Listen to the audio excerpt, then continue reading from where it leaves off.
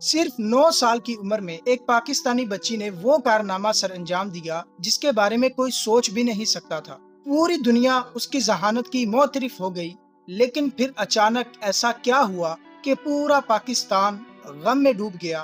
آج ہم جانیں گے عرفہ کریم کی حیران کن کہانی۔ ناظرین السلام علیکم۔ آج ہم بات کریں گے پاکستان کی ایک ایسی بیٹی کی جس نے کم عمری میں دنیا بھر میں پاکستان کا نام روشن کیا۔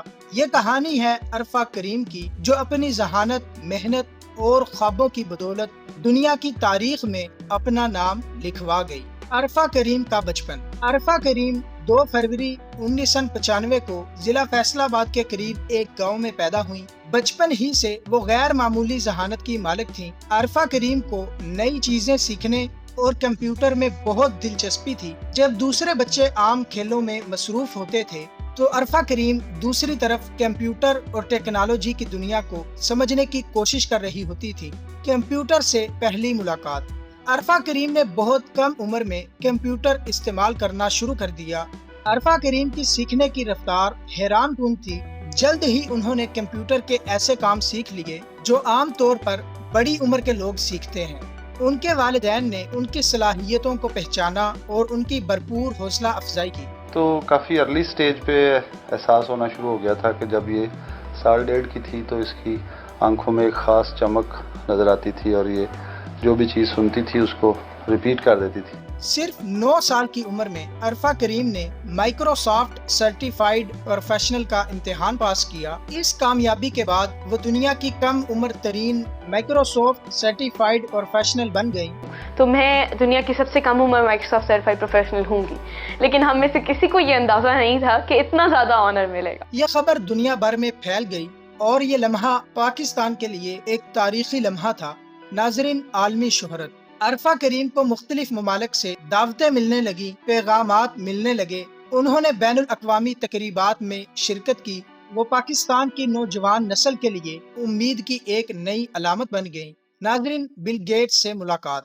عرفہ کریم کو مائکروسافٹ کے ہیڈ کوارٹر جانے کا موقع ملا۔ وہاں ان کی ملاقات بل گیٹس سے ہوئی۔ یہ ایک ایسا لمحہ تھا جس نے پوری دنیا کی توجہ پاکستان کی اس ننھی باصلاحیت بچی کی طرف مبذول کر دی کہ میں امریکہ جا رہی ہوں اور میں بل گیٹس سے مل رہی ہوں۔ عرفہ کریم صرف کمپیوٹر میں ہی ماہر بننا نہیں چاہتی تھی، وہ پاکستان میں تعلیم اور ٹیکنالوجی کے شعبے میں بڑی تبدیلی لانے کے خواب دیکھتی تھی۔ ان کا ماننا تھا کہ نوجوانوں کو جدید تعلیم اور ٹیکنالوجی تک رسائی ملنی چاہیے۔ ناظرین، اچانک بیماری۔